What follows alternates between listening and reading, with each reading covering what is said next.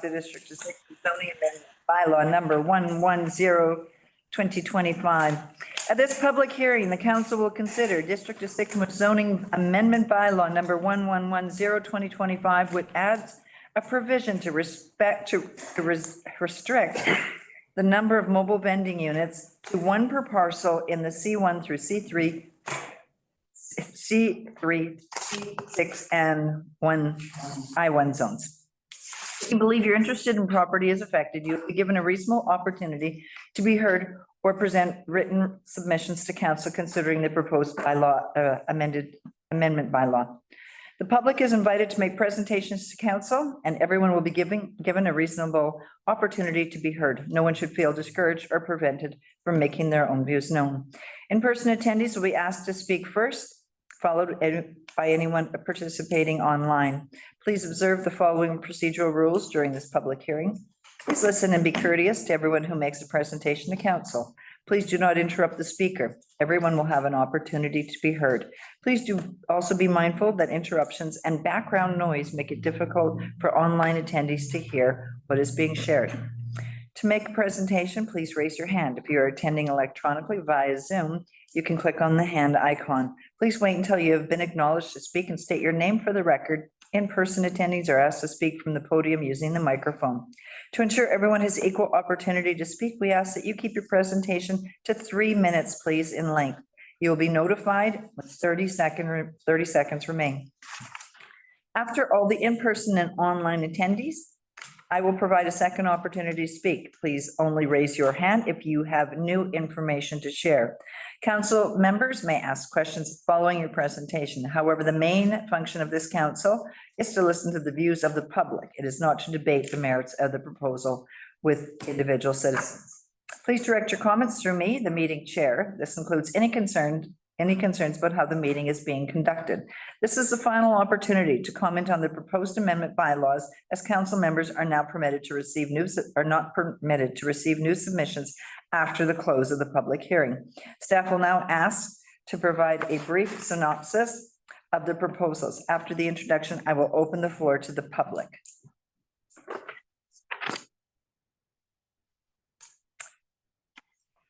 So, Shauna, did we receive any written submissions? No written submissions.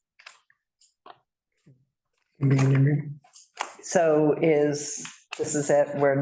That's it? That's all? Okay, so we're just calling. No, you can invite if anybody would like to speak. Yeah, that's what I could do. Okay, so we're going to open. We actually haven't read the thing, have we? Did I miss that? Well, there's no resolution for this part. Oh. We're just receiving it. Sorry. Okay, are there any comments or questions from the gallery? Are you sure? Sure. Everybody's. No pressure. That this is the last time you show up at council without your friends. Absolutely. Okay, anyone online? Second call. Anyone online? Second call. And third call. Anyone online? Third call. Okay, this public hearing is now closed. We're going on to bylaws and policies. It's the quickest public hearing ever. 3 minutes, and that's reading all the stuff. Bylaws and policies, zoning amendment bylaw number 1110/2025, third reading. Recommendation of the District of Sycamoose zoning amendment bylaw 1110/2025 be given third reading this 8th day of October 2025. Can I get a mover? Councillor Bushell, Councillor Beach. Dean, did you want to? Sure. This bylaw was brought forward as a result of conversations with council. This is related to limiting the number of mobile vendors. Council had an understanding that we had in the zoning bylaw 1 per property. This particular amendment to the bylaw will create that scenario. Our bylaw did not have a limitation. This will create a limitation of 1 per property within the zoning districts that allow this use. Council, any questions or comments? Councillor Rich. Through the chair, so will that be grandfathered back or is that starting today? Grandfathered back, so anybody. So if I had 2 on my property and then now you're saying you can only have 1, are we only at 1, or then I can say I can get a bunch? So if you had more than one on your property today, as of adoption of this bylaw, so this is only third reading, it'll come back to the next meeting for adoption. At that point, you become legally non-conforming. So if at any point you remove one of your mobile vendors, if it's left the property for more than 6 months, it can't come back. So that becomes legally non-conforming status for those properties. But as long as you maintain the legally non-conforming status on site, it retains in perpetuity. Through the chair, so I'm learning a lot about, I've been reading a lot about food trucks. And does that mean that the food truck has to be freestanding? So they've got their own propane, water and septic or whatever. So they're not working off a like structured up. The bylaw regulations request that that be done for mobile vendors. To date, we haven't actively enforced on all of those pieces. One of the main reasons being is we don't want to see generators being operated within the community when it's not necessary. So we're allowing people to hook up to electrical because we don't really want them running a gas generator for their food truck. Councillor Rich? Through the chair, so I'm still confused. So our bylaw says that you can just hook up to everybody's, like you can roll into my place and plug in and up to my hose and you're good to go. No, the bylaw actually says that you need to be freestanding and independent. So you have to be separate for electrical, water, all has to be on the truck. It can't be a part of our systems. They can't be hooked up to our system. And what I was saying is we've allowed vehicles to hook up to our system so that we're not running generators, for example, within our neighborhoods. Sorry. So I just have a question. So we're not just talking food vendors, we're talking any mobile vendor, like. Yeah, this is mobile vendors does not just include food truck. The way the bylaw was written when this was done, it included any sort of mobile retail use. So it's wrapped it all into one. Just for council's information, this was specific to deal with this issue at this point in time. So only talks about the properties themselves. Mobile vendors is going to come up after the OCP as well. Council had requested that this be looked at as a part of temporary uses. So this whole conversation on what the zoning bylaw will look like in the future is going to come back in the fall. And we'll see a proposal in the spring for further amendments to the zoning bylaw. This was just to deal with this one issue at this time. And just to follow up, any food vendors, not mobile, but the food vendors, they do need interior health inspections. They're required to have interior health inspections as well as a fire inspection as part of their business licensing process. Okay, thank you. Councillor Bushel? Yeah, through the chair, so we'll probably go back and rewrite that again, because that's really ambiguous, like if we're saying you can have a mobile unit, you can't hook up to our system. But yet everybody's hooking up to our system, it's kind of like, we should correct our bylaw or stick to our bylaw, right? You're absolutely right, and we would like to come back and do that, but to do that right now without having the whole conversation around what we're going to do with temporary uses, which is all flowing out of the OCP. It felt like it fit better with a larger conversation about temporary uses and food trucks in general, which is going to flow out of the OCP update. This specific issue, though, was of concern from council because they understood that our bylaw said this, but it didn't. You're good? No, Councillor Bushel? Yeah, we'll be doing that bylaw review so we can touch on CCANs. Exactly. Okay, Thank you. anyone else? Okay, let's call the question. All in favor? And that's carried. Thank you. Municipal tax exemption bylaw. Recommendation, the District of Sycamore's tax exemption bylaw number 1111/2025, not for profit, be adopted this 8th day of October 2025. Could I get a mover? Councillor Rich, Councillor Bushel. Before I give you the floor, Bianca, I just will make sure, no, that Councillor Evans has left the building. Recused himself from this conversation. Kate, go ahead, Bianca. So this is just for adoption of, so our permissives usually run for about 4 years, but in the interim, you have to do little amendments if anything changes. So this is just to bring the bylaw up to speed on two things. One of them, there was a change in ownership from the Shushrop Community Church to Sycamore's Community Church. Community church is doing well, so they broke it up, which is great to hear. So just changing the name on there because it does specify the owner. And then the second piece is Because we have a tenant in our building, we're supposed to include them in our permissive tax exemption. So that piece, just a little bit of housekeeping for the daycare property. So, and the daycare property lease will be up, well, is it up, but to negotiate if we want to collect any funds or any sort of rent. So that'll be coming for 2026. But this is just taking care of the tax permissive piece. Thank you, council. Any questions? Okay, it's called the question. All in favor? And that's carried. Thank you. Bob? Oh. Council procedure amendment bylaw number 1058, 2025, first, second, and third reading. There's a recommendation that District of Sycamoose Council procedure by amendment bylaw number 1058, 2025 be given first, second, and third reading this 8th day of October, 2025. Can I get a mover? Councillor Beach, Councillor McCabe. Shauna, do you want to take that away for us? Sure. So we're just bringing forth an amendment for the council procedure bylaw. This was brought about by two resolutions that came from council. The first one was with regards to when we post the or send out the amendments or send out the agendas to council, the publishing of them. We've already implemented that process. We're just changing the bylaw to formally affirm what we already are doing in practice, which is sending out those amendments early to council and then publishing out to the public. And then the second one was the resolution that was brought forth to include a CAO report, monthly report. And so we're amending the bylaw to include that component as well. And then there's just a few housekeeping items, minor improvements just to look at wording and improve some clarity and ensure that the bylaw is actually reflecting what we currently do in practice. Perfect. Council, any questions or comments? All in favor? Thank you. Carried. Okay, now I'm just going to be a little trickster.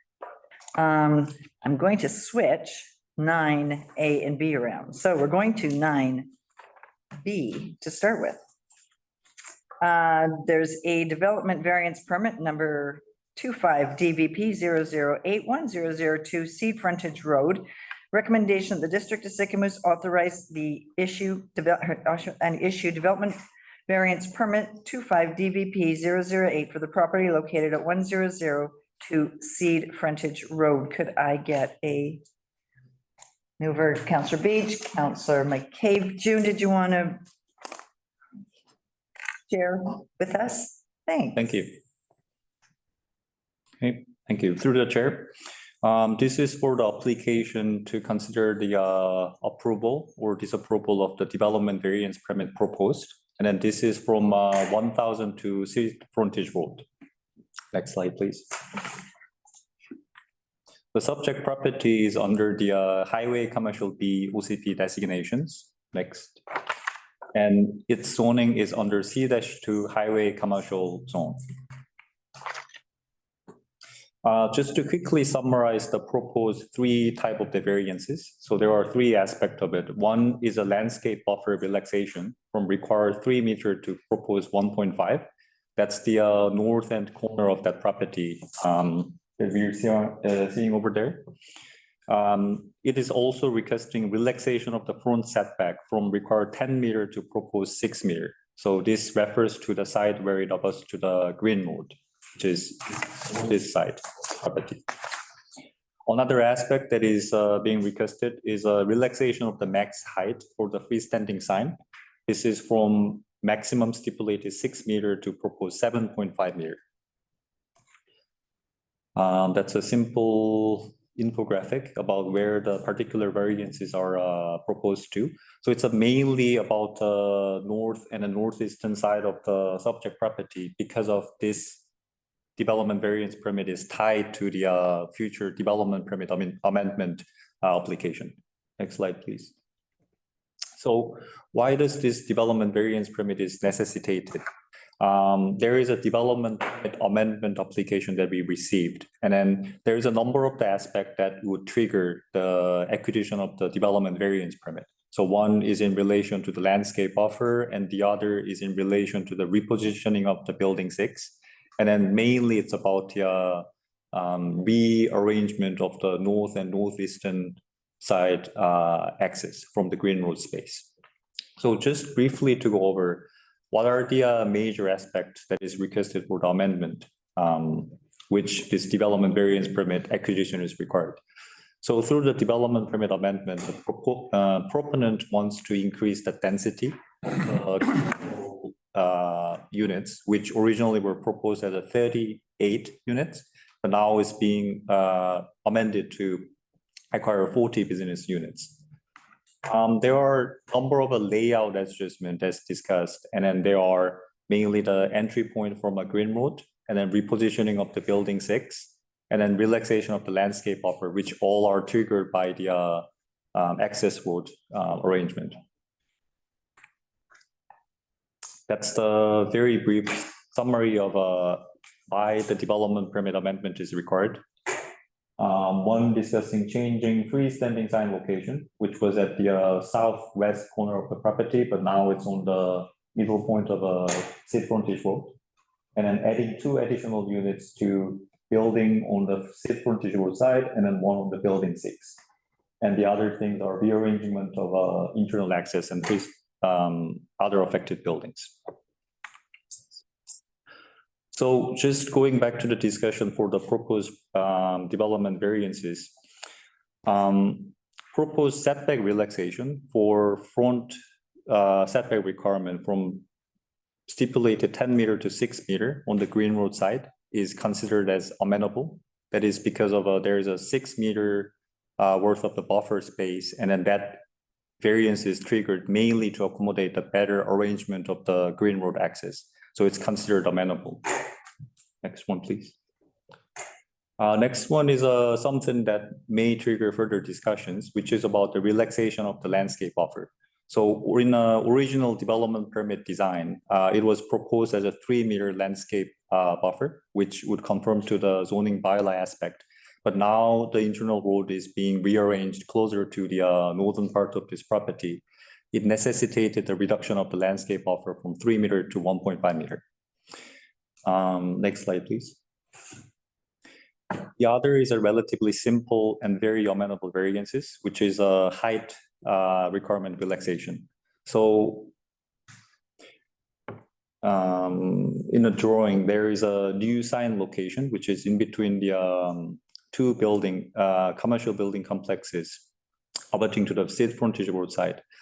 Requirement is a 6 meter height. However, it's a freestanding sign that is engineered, and then that abuts to the high traffic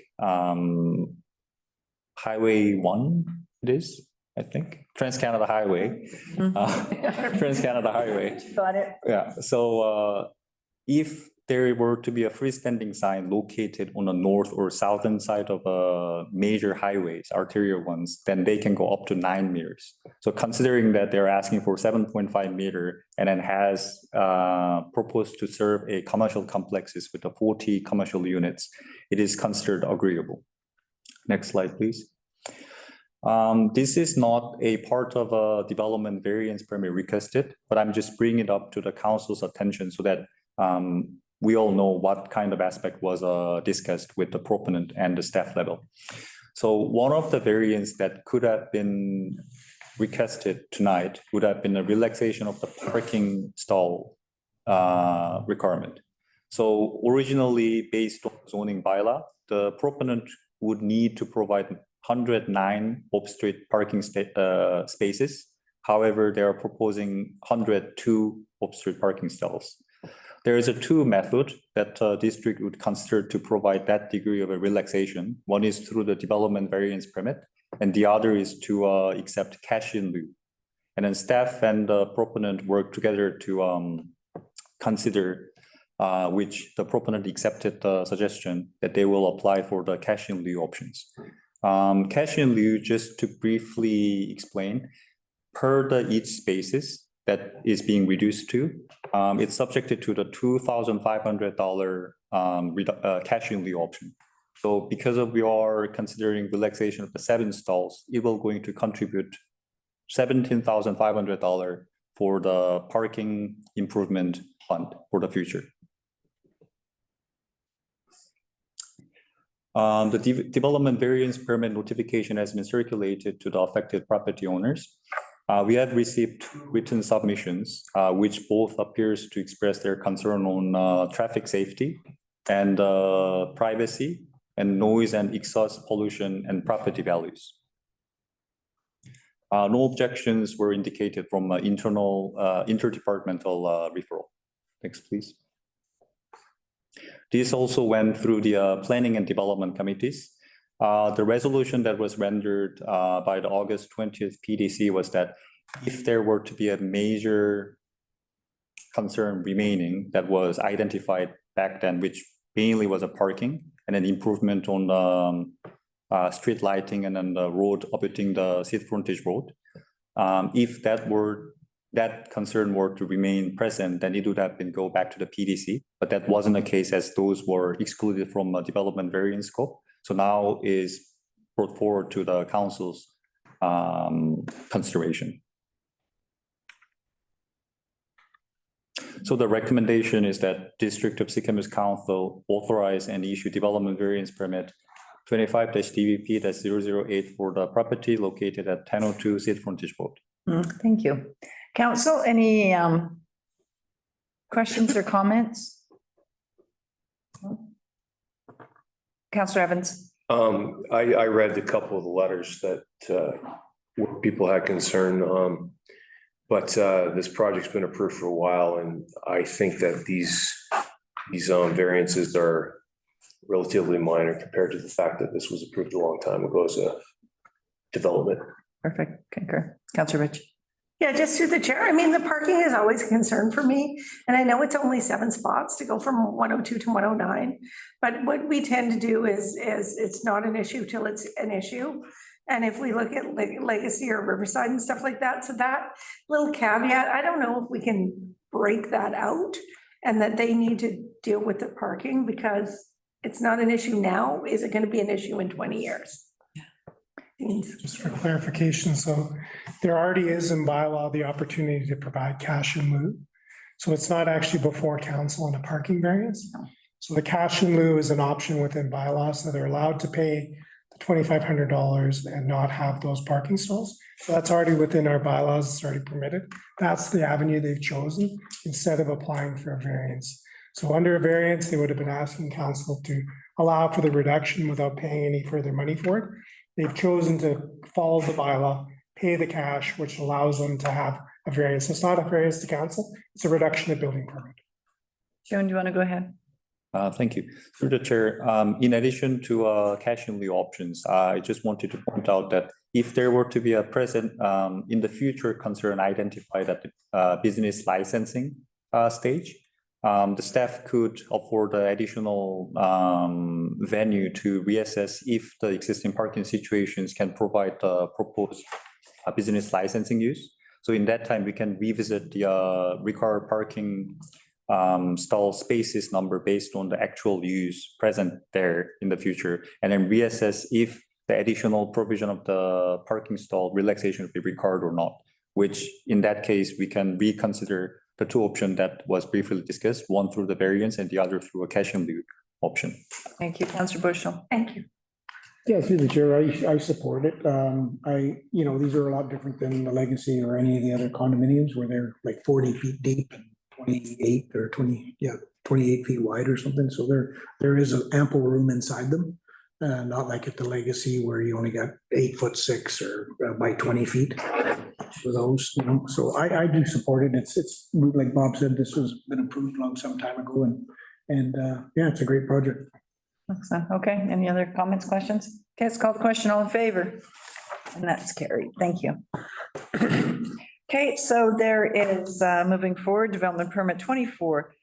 DP 281 Amendment 1002 Seat Frontage Road. There's a recommendation that the District of Sycamore's Council authorize the proposed amendment to the development permit 24-281 DP. Could I get a mover? Councillor Bushel, Councillor Evans. June, did you want to speak to this? We'll go back to one before. Thank you. Through the chair.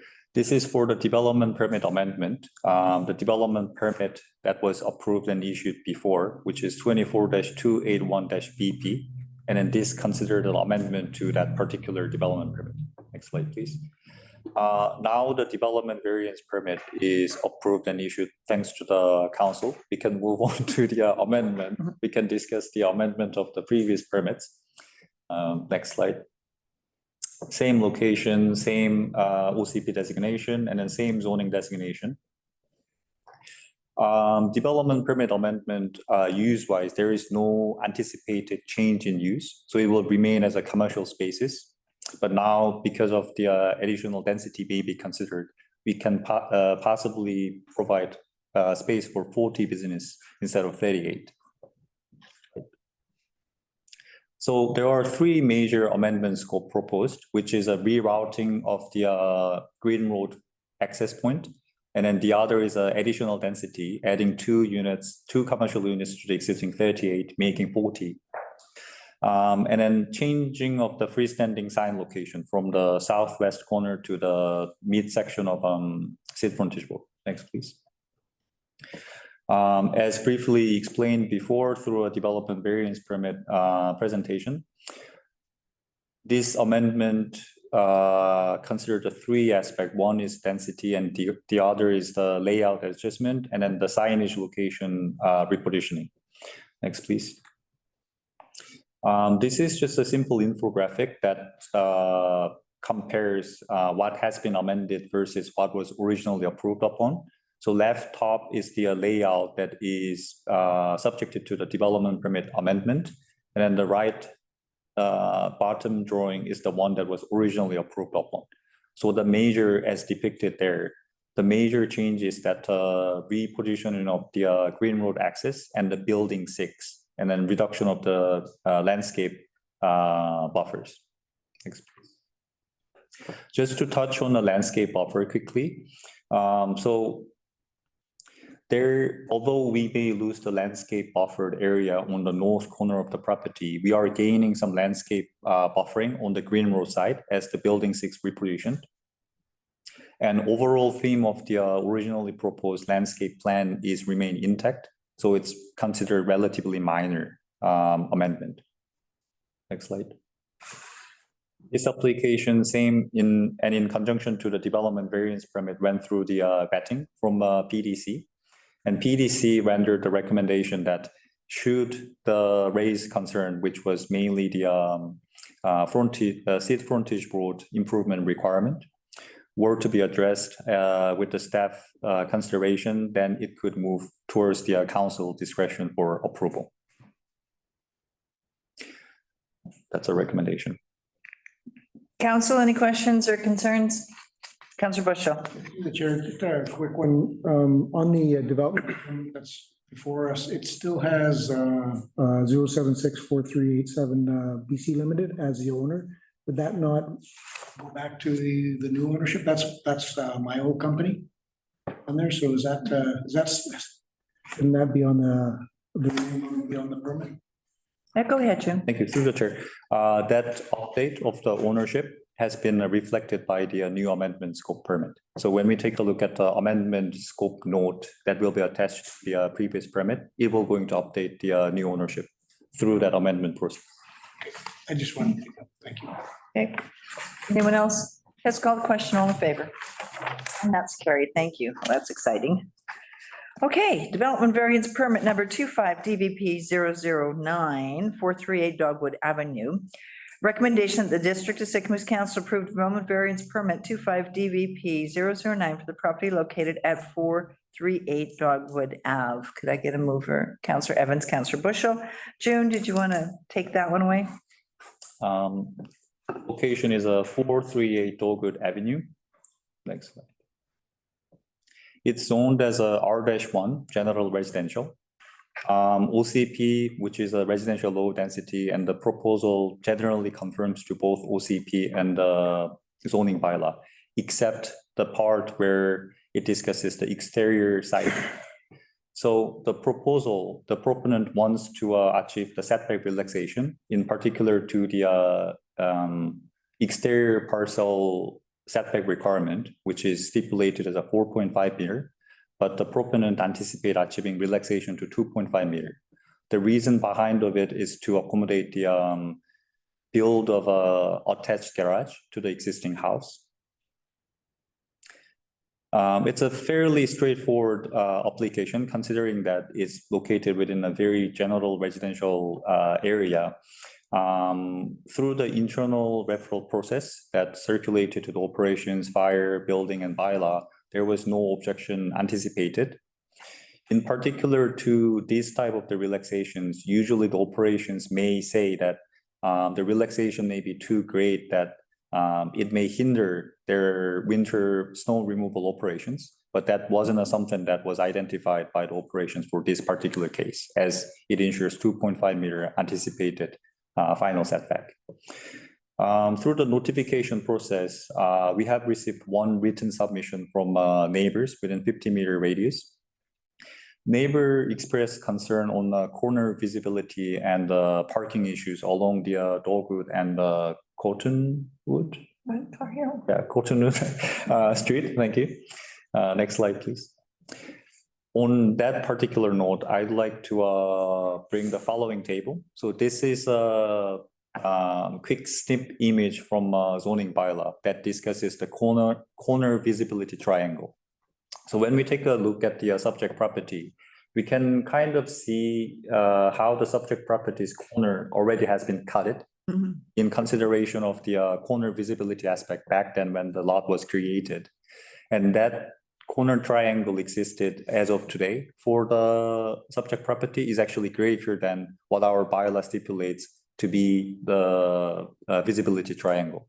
So the corner visibility triangle is a 4.5 meter by 4.5 meter in the bylaw, but at the quick calculation, the subject property's existing corner triangle is a 6 meter by 6 meter. So in respect to the raised concern from neighboring property owners, that corner visibility is not really something that may be deemed appropriate here, as is already accommodated. Next slide, please. This is just a quick street view to identify where the extension will be situated. This is a street view. So we are looking towards the Cottonwood Street. Graphic there. But in regards to the parking issues that was also identified as a concern by the neighboring property owners, it is something that is not particularly related to the planning or zoning concern, but it's more of the bylaw enforcement aspect that plays a greater role in addressing it better than the zoning aspect, in particular to this development variance permit application. Next slide, please. That's just to provide the better context on how the building will be situated to. And then whenever we consider the setback relaxation, I prefer to go to the actual site and take a look and walk around the property. In general, when people hear that there will be setback relaxation application coming through a development variance permit, they usually have a more relaxed perspective or perception on where their property lot line is located. In this particular case, the 438 Dogwood Avenue's property line actually is situated either along or slightly behind the where the trees are located. So in their particular concern to tree affecting the vision on the corner visibility and or the extended garage area to be that of a hindrance to the vision, it may be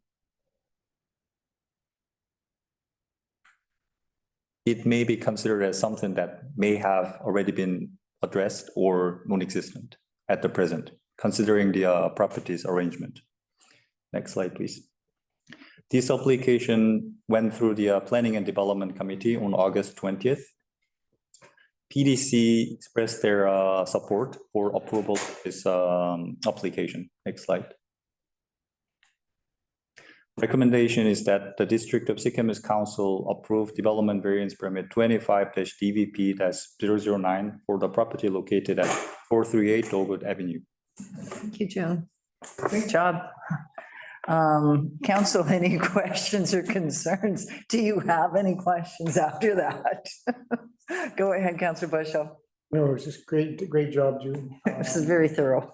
You're exactly right. I went over to the property too, and the trees are actually on the district property. Most of them are on the district property. It's not gonna, it's not putting the building in the inside there is not gonna damage any kind of visual lines and everything. So, yeah, we supported it, the planning committee, for sure. Good, okay. Anyone else? Perfect, okay, let's call the question. All in favor? And that's carried. So we are going to the strategic priority grant funding resolution update. So there's two resolution or recommendations here. I will just do one at a time. So we'll start with the first one, recommendation that council support a grant application for the upgrade of Finlayson Park through the 2025 UBCM Strategic Priority Fund Program under the capital infrastructure stream, and that council supports the proposed activities that will overall grant management and support of any cost overruns for this project. Could I get a mover? Councillor Rich, Councillor Evans, Bianca. Yep, so this is just an update to our previous resolution in support of these grants. So UBCM is being very specific on the resolution requirements, and we just have to add so that, for the support of the proposed activities and overall grant management and support any cost overruns. That's just the new addition, just to meet the grant requirements, but nothing has changed from the grant or, we always try our best to stay within the proposed budget, which is 100% coverage of this. That is perfect, because I think we've already went in and asked for Yes, this. So, good, let's catch up the paperwork. I like that. we're not the only ones that have done this. Okay. Councillor Rich. Are we asking for 5.7? Yes. Okay, just wanted to put that out there. Okay, all in favor? Okay, thank you. Okay, the next recommendation is that council support a grant application for a liquid waste management plan through the 2025 UBCM Strategic Priorities Fund under the capital building stream, and that council support the proposed activities and will provide overall grant management support funds for the project. Could I get a mover? Councillor Beach, Councillor Bushel, Bianca. Same thing. Same thing. All in favor? And that's carried. Thank you. Okay, there's no notices of motion, a resolution, select finance committee dates. Recommendation that council establish a select finance committee for the 2026 budget deliberation of all council members appointed to the committee with appointed as chair, and that the select finance committee be scheduled to meet at 10 a.m. in council chambers on November 27th, December 11th, January 15th, and February 26th. Could I get a mover? Councillor Evans, Councillor Bushel. Bianca, did you want to address this? Yeah, so this is just to set our dates for our budget meetings. So this is the Thursdays after a council meeting day. And for them, I'm gonna try to get most of everything done in the first two meetings so that we finish 2025 off, getting a good understanding of where we're going in 2026. Perfect, thank you. And yeah, just Councillor McCabe. Yeah, I'd like to nominate our mayor as the chair. Councillor Richard. For the chair, I'd like to nominate Pam because she has actually in 4 years not sat up in that chair. So I'd like to see Pam out there. Sorry, Pam, but I think it's a good experience. I did it last year. You haven't chaired a meeting. We need you up there. I have someone on my left who can guide me. Any other, Councillor Bushel?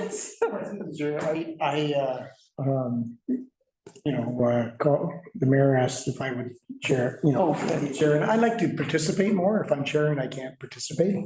But it's always good experience if you do have, new counselors do it. So, yeah, I'm okay with that. I mean, it'd be good to see Pam. Well, we'll see what you think after I do it. Any other comments? So you've nominated two members. Mhm. So do the two nominees accept their nomination? I will, for sure. Accept your nomination. No, I should. You have to decide. Okay. Okay, I will. I'll vote. Okay, so you have to vote now as a group. You have two specific people that have been selected. So as a council, you should vote on who you'd like to be. So all those in favor of your mayor as Do I get to the, vote? yeah, you get to, Good. you'll get to vote. You're not excluded as part of it. So you're allowed to vote for yourself as well. You don't have to vote for yourself if you don't want to. It's up to you. It's your vote. So council can all vote and then that'll be added to the resolution. So who is in favor of your mayor? 1, 2, 3. Oh. Yeah. Okay, so 4. So 4 for your mayor and Pam. Who's voting for Pam? 1, 2. So 4-2, the mayor is successful in your vote. It's an internal vote. It's not a council vote.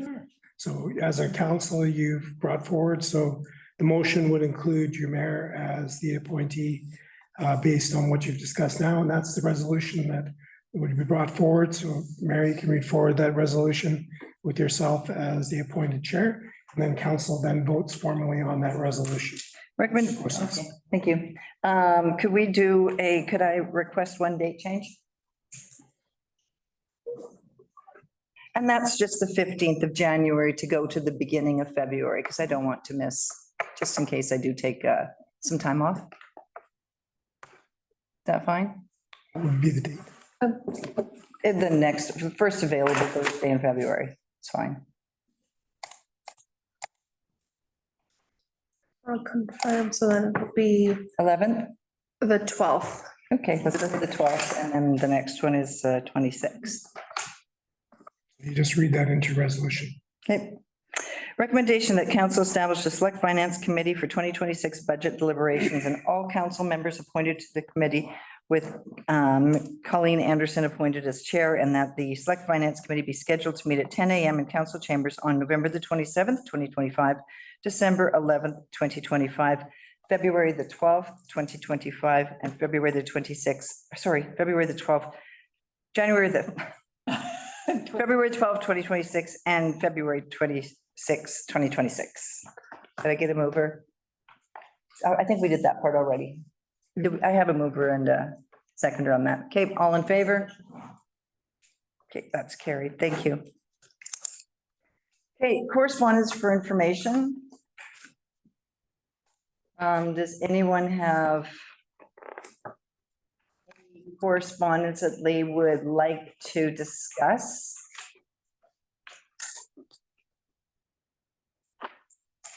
Have it up there, okay. Is it correspondence? I think some correspondence. Sorry. Does anyone have anything in the correspondence package? Just 1 second. Do you want a couple minutes to just cruise through it? No? No? We're all good? Okay, let's move on then. Committee and regional district reports, internal committees, no. External committees for information. Any questions or concerns about the external committees for information? Okay, moving right along, Columbia Shuswap Regional District for information, the CSRD board meeting minutes from August 21st. Any questions? Nope. Okay, we are at the public input portion of the show. Who Deb showed up for. Changed. Yay!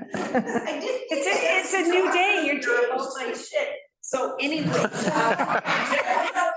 The council meeting, they're in Sycamore. We're live. Since we last met, Fungi Fest ended, Farmers Market ended, Communities in Bloom for all intents and purposes has ended. So I just wanted to give a quick update. And so the Communities in Bloom, I went to the awards last week and they recognized us for our 2 showcase submissions. But as you know, we didn't go into an evaluated category. So we were not eligible to be evaluated for a criteria award. But we were recognized. It was nice. It was the 20th anniversary. It gave me a chance to catch up with everybody. So that was good.